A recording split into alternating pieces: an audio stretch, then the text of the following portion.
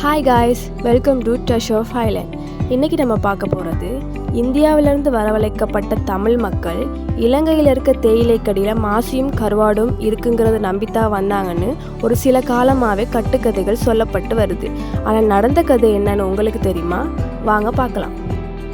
19ஆம் நூற்றாண்டின் ஆரம்பத்தில் இலங்கையில் பிரித்தானியரின் ஆட்சியின் போது பெருந்தோட்ட பயிர் செய்கைக்காக இந்தியாவிலிருந்து வரவழைக்கப்பட்ட ஒரு குழுவினர் தான் மலையக தமிழர்கள்.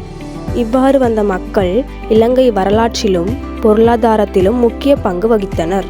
மலையக மக்களின் வருகை பற்றி நோக்குமிடத்து 19ஆம் நூற்றாண்டின் தொடக்க பகுதியில் தமிழகத்தில் பல மாவட்டங்களில் மதுரை, திருநெல்வேலி, ராமநாதபுரம், தஞ்சாவூர் போன்ற மாவட்டங்களில் தொடர்ந்தும் பருவமழை பொய்யாமையால் விவசாயத்துக்கு தேவையான நீர் இல்லாமல் போனது. அது மட்டுமல்லாமல் ஆட்சியாளர்களின் நிலவரி, பாசன வரி முதலிய வரிவிதிப்புகளை கட்ட இயலாமையால் தங்கள் நிலங்களை இழக்க நேரிட்டது.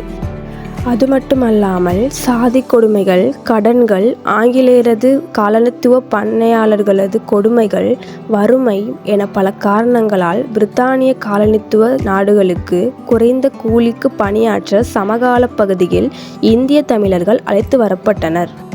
தங்களது ஊர்களில் இருந்து ராமேஸ்வரத்திற்கு நூற்றுக்கணக்கான மைல் நடந்து வந்து படகுகளில் பயணித்து இலங்கையின் தலைமன்னாரில் இறங்கி அங்கிருந்து கால்நடையாக இலங்கையின் பெருந்தோட்டங்களுக்கு அழைத்து வரப்பட்ட மக்கள் தமது பயணத்தின் பொழுது மலேரியா போன்ற தொற்று நோய்களுக்கு ஆளாகி போதிய உணவின்றி 40% இறந்தனர். மலையக மக்களது வருகை பல கட்டங்களாக இடம்பெற்றன.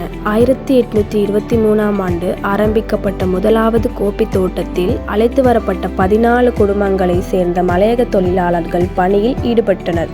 இதற்கு முன்னர் வந்தவர்கள் இலங்கையில் உட்கட்டமைப்பு வேலைகள், கண்டியில் இடம்பெற்ற கிளர்ச்சிகளை அடக்குவதற்கு கொண்டு வரப்பட்டனர்.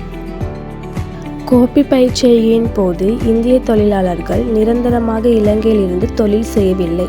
கோப்பி பயிர் செய்கையின் தொடர்ச்சியான பராமரிப்பு தேவையின்மை காரணமாக பருவகால தொழிலாளர்களே தேவைப்பட்டனர். 1845 இங்கிலாந்தில் ஏற்பட்ட பொருளாதார நெருக்கடி, குறிப்பாக 1869 காலப்பகுதியில் கோப்பி பயிர்களுக்கு ஏற்பட்ட பங்கசு தாக்கம் கோப்பி பயிர் செய்கையை வெகுவாக பாதித்தது. இந்த சூழ்நிலையில் தேயிலை ஒரு முக்கிய பயிராக மாற்றப்பட்டதுடன் ரப்பரும் முக்கிய பெருந்தோட்ட பயிராக மாறியது.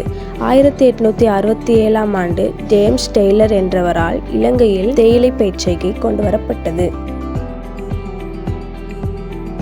இதன்போது மலையக மக்களின் தொகை வெகு வேகமாக அதிகரித்தது.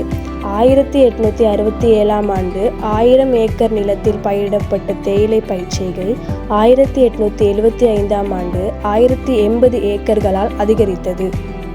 தேயிலை, ரப்பர் தோட்டங்களில் வேலை செய்து வந்த தொழிலாளர்கள் நிரந்தரமாக இலங்கையில் தங்கி வாழ வரவில்லை. ஆயினும் தேயிலை, ரப்பர் செய்கைக்காக பராமரிப்பு மற்றும் விளைச்சலின் தொடர்ச்சி தன்மை காரணமாக நீண்ட நாட்கள் தங்கி வேலை செய்யும் நிலைமை ஏற்பட்டது. மலையகத்தில் இலங்கைக்கு வந்த பின்னர் அம்மக்கள் உயிர் தப்பி வாழ்தலும் மிகவும் கடினமாக இருந்தது. 1841 தொடக்கம் 1846ற்கு இடையில் 90,000 மக்கள் இறந்து போயினர் என்று புள்ளி விபரம் கூறுகின்றது.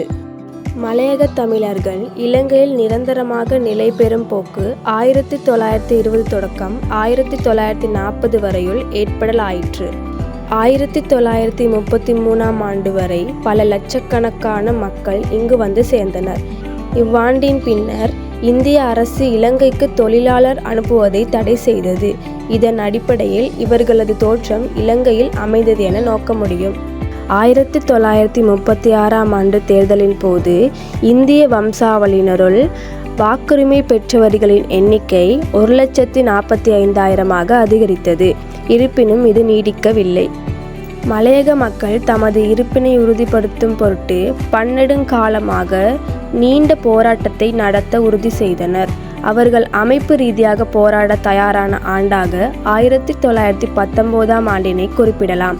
இந்த ஆண்டு முதலே பொன்னம்பலம், அருணாச்சலமும் பெரிய சுந்தரமும் இணைந்து தோட்ட தொழிலாளர் சம்மேளனம் என்ற அமைப்பினை உருவாக்கி மலையக மக்களின் அன்றாட பிரச்சனைகளுக்கு குரல் எழுப்பினர்.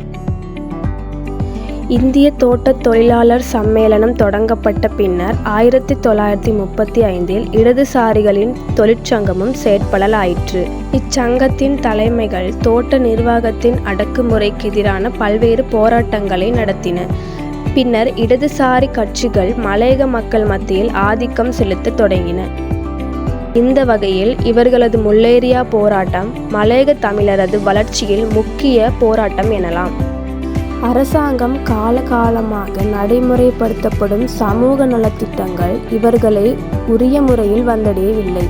குறிப்பாக சுகாதார வசதி திட்டம், வீட்டு வசதி திட்டம், தேசிய விளையாட்டு அபிவிருத்தி திட்டம் என்பன உரிய முறையில் கிடைக்கப் பெறவில்லை.